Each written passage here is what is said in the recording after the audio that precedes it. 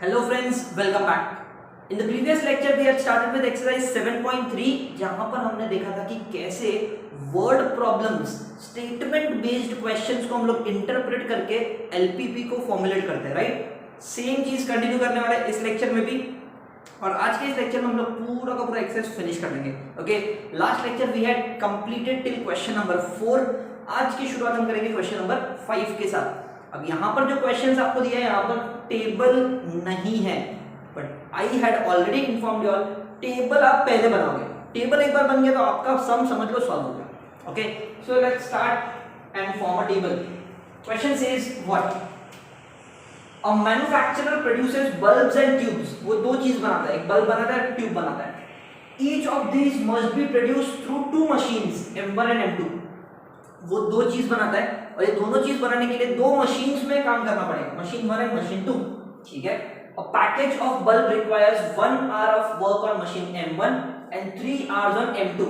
तो बल्ब बनाने के लिए मशीन 1 में 1 आवर का काम लगेगा और मशीन 2 में 3 आवर्स का काम लगेगा। अब ये सारा डेटा मुझे टेबल बनाने में काम आएगा। सो एक काम करते हैं, without wasting time let's form a table. Bulb बन रहा है, ट्यूब्स बन रही है, किसमें बन रहा है? मशीन 1 में और मशीन 2 में। ओके, सो यहां पर ये सारी मशीन्स है, ये सारी मशीन्स है नीचे की तरफ, और यहां की तरफ क्या है?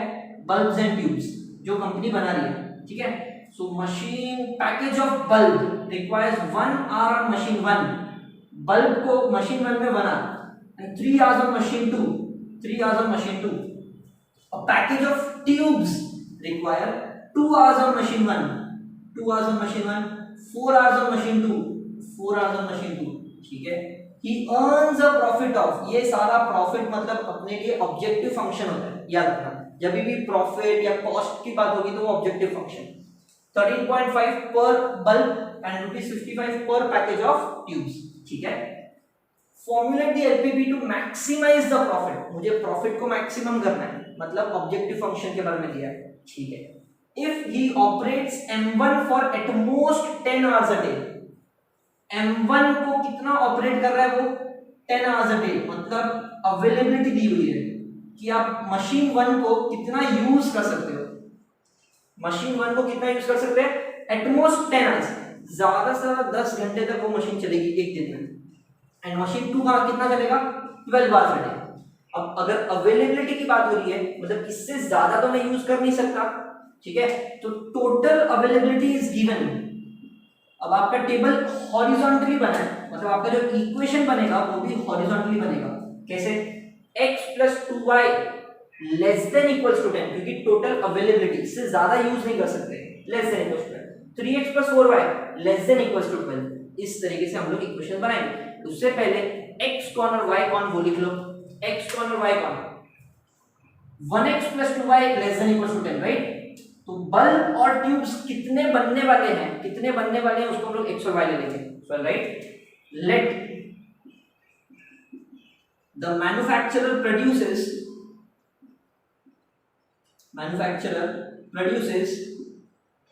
x packages of bulbs and y packages of tubes। तो x और y मैंने डिसाइड कर दिया। अब मशीन 1 कितने देर तक काम कर सकता है? 10 आवर्स। तो यहां पर मुझे मेरा इक्वेशन बनेगा, total availability of machine 1, total availability of machine 1 is how much? 10 hours. So equation क्या बनेगा? Therefore x plus 2y is less than or equals to 10. Also, total availability of machine 2 कितना? Total availability of machine 2 is how much? 12 hours. Perfect. So can I say इसका equation क्या होगा? 3x plus 4y is less than or equals to 12. दोनों के दोनों constraints ready है। अब x और y is nothing but number of bulbs and number of tubes which can not be negative. So मैं लिखूंगा देयरफॉर नाउ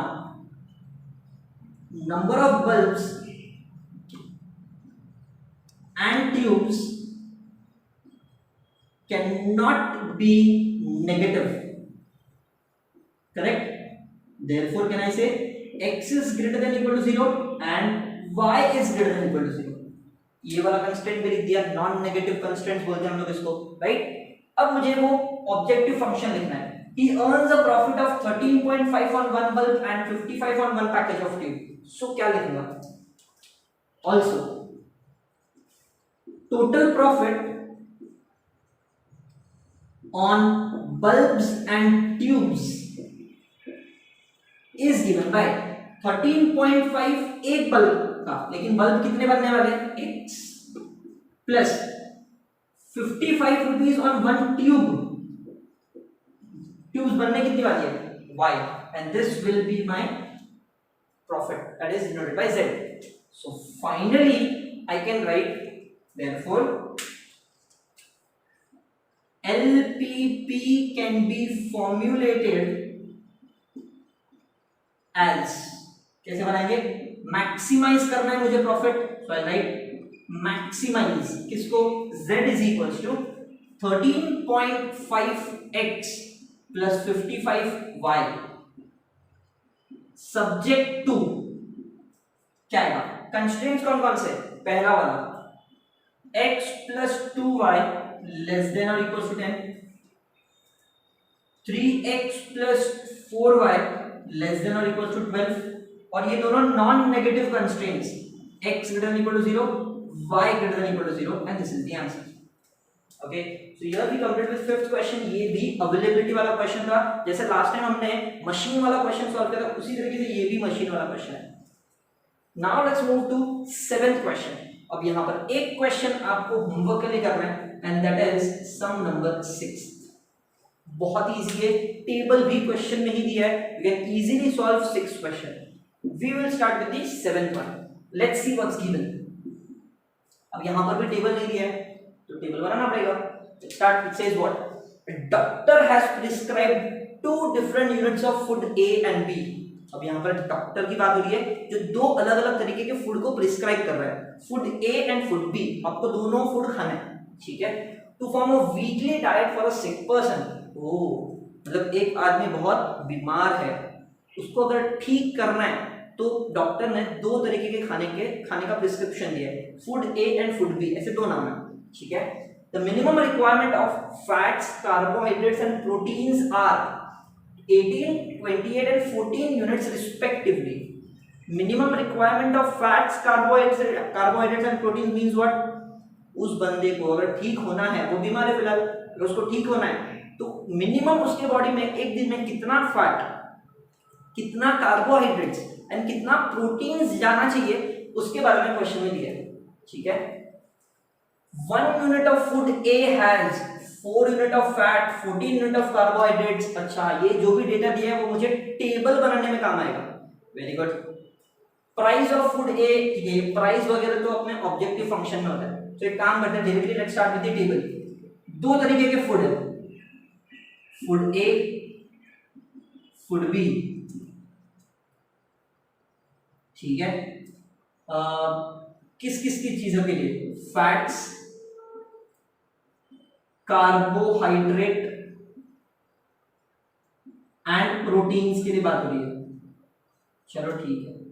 फूड ए में, food A has 4 units of fat, 14 units of carbohydrates, 8 units of proteins, ठीक है?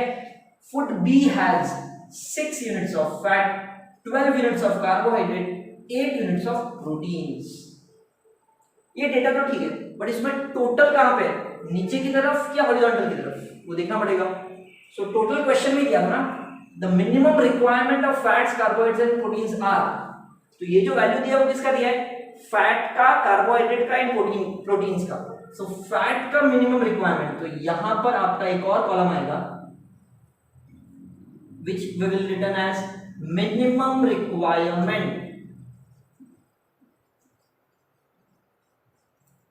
Perfect.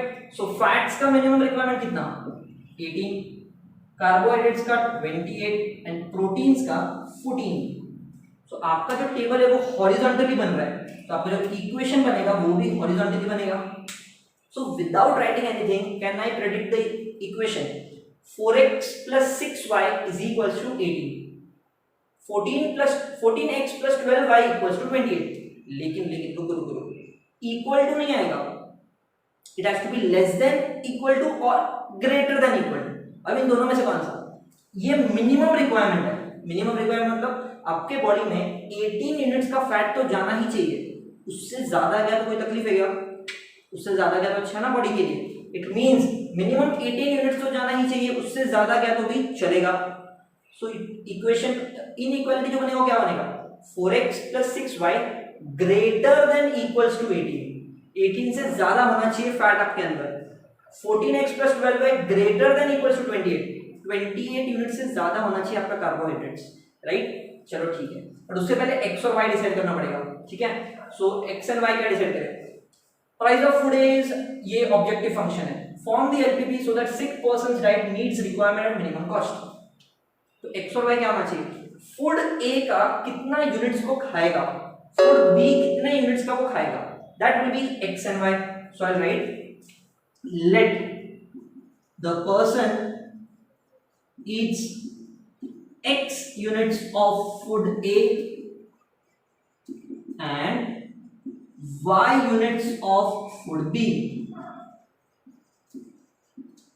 Perfect, ठीक है। अब minimum requirement of fats कितना है? 18 units. Minimum requirement of fats is 18 units। Therefore, can I say equation will be 4x plus 6y should be greater than equals to 18। एक packet of food ए खाने से उसको 4 units मिलता है, तो कितने खाएगा वो? x यूनिट्स खाने वाला है, तो 4 into x units of fats उसकी बॉडी में जाएगा। 6 units of fats food B खाने से होता है, एक बार खाया तो। y units of food B खाने वाला है, तो 6 into y यूनिट्स उसके बॉडी में जाएगा। टोटल मिलके जितना भी फैट्स उसके बॉडी में जाएगा वो 18 से ज्यादा होना चाहिए, ठीक है? Also minimum requirement of carbohydrates is how much? 28। So equation क्या बनेगा? Therefore it will be 14x plus 12y should be greater than or equals to 28, ठीक है? Similarly, can I say proteins के लिए इक्वेशन क्या बनेगा? 8x plus 8y is greater than equals to 14। अच्छा, दोनों भी 8 है, चेक कर लो। फूड ए का 8 यूनिट्स ऑफ प्रोटीन और इसका भी 8, करेक्ट, दोनों भी 8 है। ओके, तीनों भी कंस्ट्रेंट्स रेडी है, नॉन नेगेटिव कंस्ट्रेंट्स बाकी है। x और y कभी भी नेगेटिव नहीं हो सकता, कुछ तो खाएगा, right? So I right number of units of food cannot be negative। number of units of food A and B cannot be negative। अगर वो नेगेटिव नहीं हो सकता इसका मतलब x is greater than equal to 0, y is greater than equal to 0। I hope आपको ये भी समझ में आ गया, इजी, ठीक है। कंस्ट्रेंट्स रेडी है, अब मुझे क्या डिसाइड करना है? Minimum cost. उसका कॉस्ट मिनिमम कैसे होगा? यहां पर दिया है, price of food A is 4.5 per unit and B is 3.5 per unit. So I write price of food A is 4.5 per unit and price of food B is 3.5 per unit। Therefore, total cost is equals to 4.5x plus 3.5y, ठीक है? और यही मेरा objective function बनेगा। सो I right therefore LPP can be formulated as, सबसे पहले minimise करना है, यहां पर मुझे क्या मिनिमाइज करना है? कॉस्ट को मिनिमाइज करना है। सो फंक्शन क्या होगा? 4.5x plus 3.5y subject to, अब जो भी कंस्ट्रेंट्स है वो लिखो। क्या क्या कंस्ट्रेंट्स है? 4x plus 6y should be greater than equals to 18. 14x plus 12y should be greater than equals to 28. Next, 8x plus 8y should be greater than equals to 14, and non-negative constraints are these: x greater than equal to 0, y greater than equal to 0. Both these questions were different to each other. क्यों? Because यहाँ पर availability का question था जिसमें less than equals to आता है, okay, less than equals to, और यहाँ पर ये कौन सा क्वेश्चन है? मिनिमम रिक्वायरमेंट्स, इतना तो चाहिए ही चाहिए, तो ग्रेटर देन वाला आएगा। Okay, so here we complete with 2 questions at a time, 5th and 7th one. 6 question, एक क्वेश्चन जो बहुत आसान है, टेबल भी दिया हुआ है, वो आप कर ही लोगे। ओके, कॉपी कर लो, फिर स्टार्ट करते हैं next 2 questions.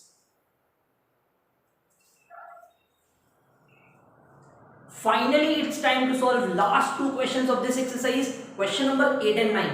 Now, these 2 questions are completely different from what we have already solved. जितने भी क्वेश्चंस हमने इस एक्सरसाइज में सॉल्व किए उनसे थोड़े अलग है। यहाँ पर कितना भी कोशिश कर लो टेबल नहीं बनेगा, because the data which is given is completely different. हर एक केस के लिए एक अलग अलग सेंटेंस दिया हुआ है। Now what is given, let's see. Question number 8, it says what? If John drives a car at speed of 60 km per hour, he has to spend rupees 5 per kilometer on petrol. तो जो जो दिया है पहले उसको short form में लिख देते हैं, ठीक है। जॉन ड्राइव कर रहा है कार, ठीक है, कार ड्राइव कर रहा है।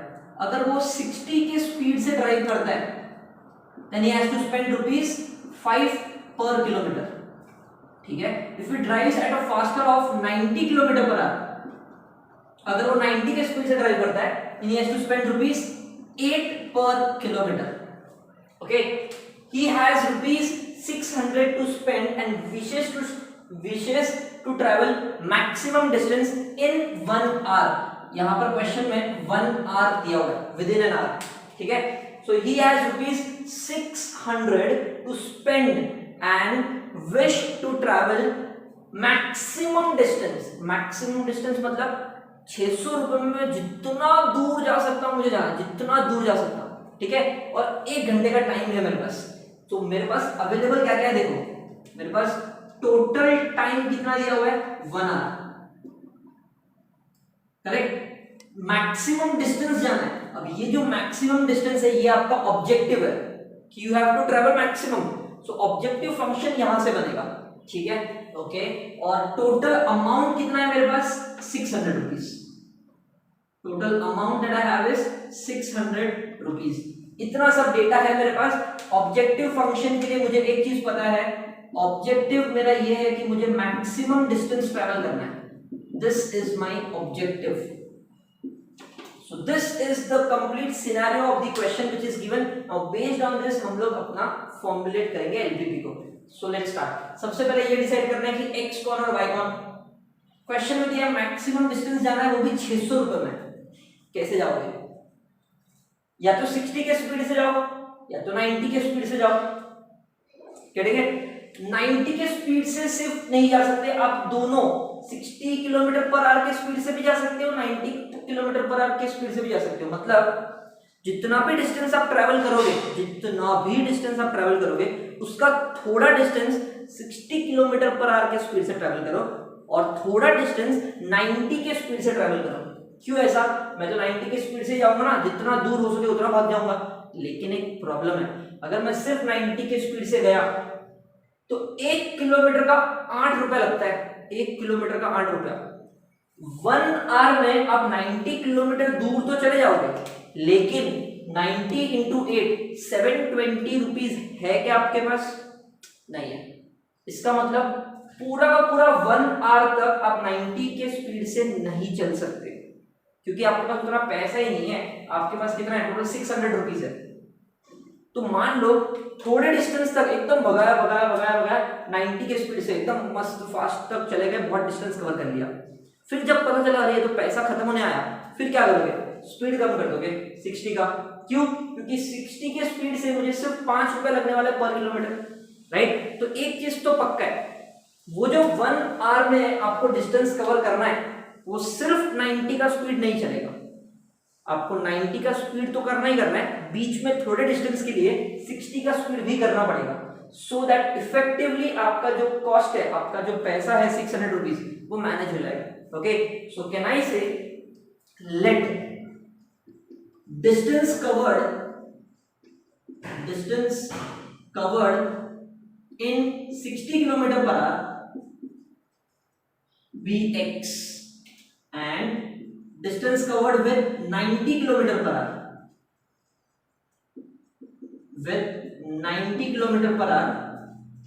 be y। ठीक है, x किलोमीटर और y किलोमीटर ले लो। क्यों दोनों स्पीड से जाएंगे वो बात आई गेस समझ में आ गई होगी। सिर्फ 60 के स्पीड से जाके तो मतलब है नहीं, एक घंटे में आप सिर्फ 60 किलोमीटर ही जा पाओगे, एंड 6 5 30, 300 रुपए में आपका काम हो जाएगा। लेकिन आपके पास है ना 600 रुपया, तो 90 की स्पीड से जाओगे तो ज्यादा दूर जाओगे, ठीक है। लेकिन पूरा का पूरा 1 आवर 90 की स्पीड से नहीं जा सकते, क्योंकि आपके पास 720 रुपीज है ही नहीं। सो मैं थोड़ा डिस्टेंस मान लो कि ये पूरा 1 आवर में जितना आप कवर करने वाले हो वो है ए से लेके बी तक, जिसमें से थोड़ा डिस्टेंस ए से सी तक 90 का स्पीड, बाकी का 60 का speed. This is how we will travel, ठीक है। ओके फाइन, तो ये चीज समझ में आ गई। अब मेरे पास क्या क्या अवेलेबल है, मेरे पास अवेलेबल है total time 1 hour. So actual में सम आपका यहां से स्टार्ट था, ये तो सब कुछ गिवन था, given. Okay, so total time मेरे पास 1 आवर का है, टोटल टाइम इज 1 आवर। अब 1 आवर में टोटल टाइम 1 आवर मतलब 90 के स्पीड से मैं जितना गया और 60 के स्पीड से जितना गया मिला के 1 आवर में कंप्लीट होना चाहिए। 90 के स्पीड से मैं कितना गया x kilometre. So can I say time 1 मतलब time taken to travel with 90 kilometre per hour plus time taken to travel with 60 kilometre per hour is less than और इक्वल्स टू 1। क्यों लेस देन और equals to 1 लेना पड़ेगा मुझे?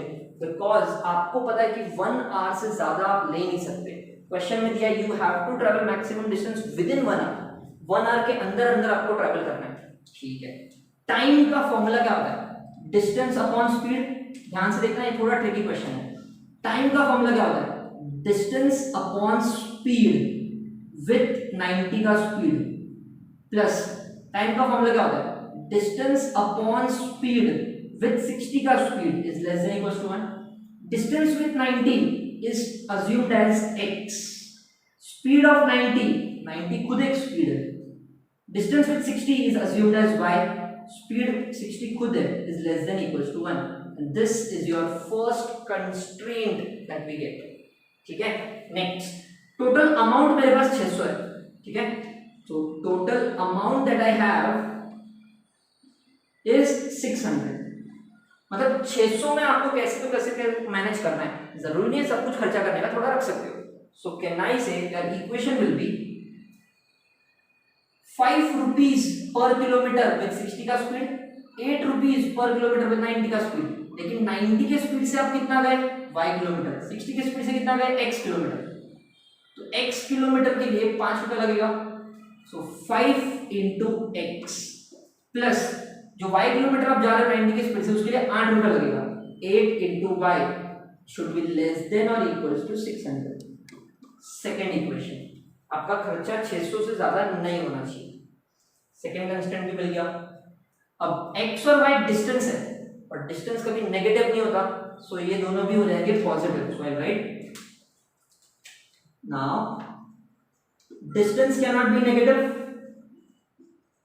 distance cannot be negative, therefore x is greater than equal to 0 and y is greater than equal to 0। चलो ये भी लिख दिया। कंस्ट्रेंट्स तो सारे हो गए, जितना भी डेटा था उसके हिसाब से मैंने कंस्ट्रेंट्स लिख दिया। ऑब्जेक्टिव लिखना बाकी है। आपका ऑब्जेक्टिव क्या है? आपको मैक्सिमम डिस्टेंस कवर करना है। Objective is to cover maximum distance, मतलब आपका डिस्टेंस आपका ऑब्जेक्टिव है। देयरफॉर टोटल डिस्टेंस आप कितना कवर कर रहे हो?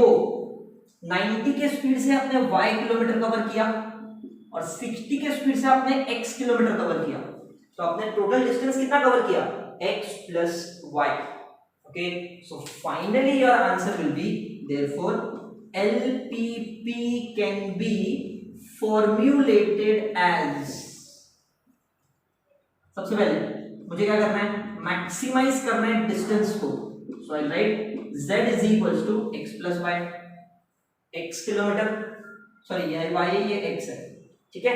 एंड सब्जेक्ट टू कंस्ट्रेंट्स कौन कौन से हैं वो लिख दो. पहला x upon 90 plus y upon 60. Sorry I made a mistake यहाँ पे.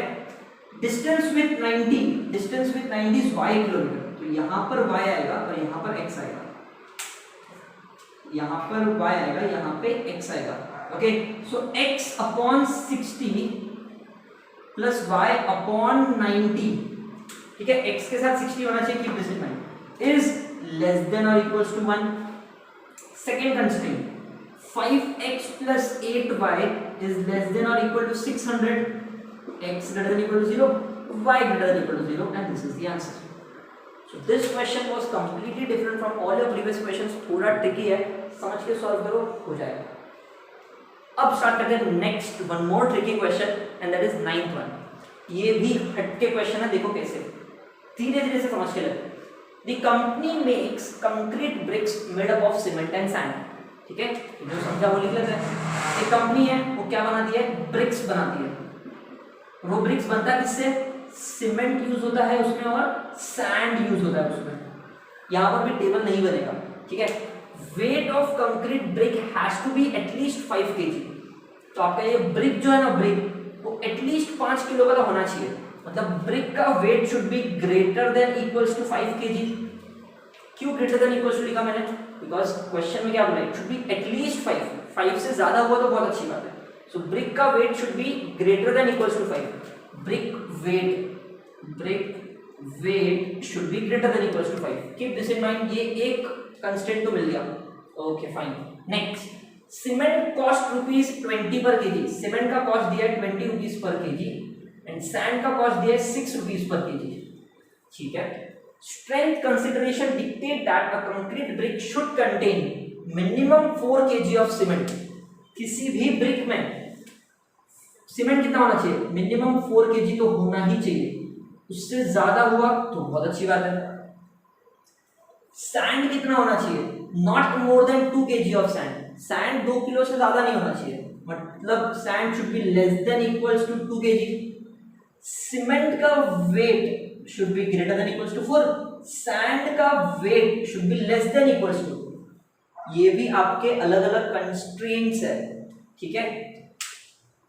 Form the LPP for cost to be minimum, मतलब कॉस्ट को मिनिमम करना है. और यहां पर कॉस्ट के बारे में कौन बात कर रहा है, ये वाला. तो इसको मुझे मिनिमम करना है. तो इन दोनों को मैं कहां यूज करूंगा, ऑब्जेक्टिव फंक्शन में यूज करूंगा. बाकी सारे मेरे कंस्ट्रेंट्स हैं, ठीक है. सीमेंट का weight should be greater than equals to 4, sand का weight should be less than equals to 2. दोनों मिलके ब्रिक बनता है. एक ब्रिक में सीमेंट भी यूज होता है, सैंड भी यूज होता है. ठीक है. अब सीमेंट कितना यूज करना है, सैंड कितना यूज करना है, वो नहीं पता. जो नहीं पता उसको एक्स और वाई ले लो. सो यहां पर आपका फर्स्ट लाइन बनेगा, let the weight of cement used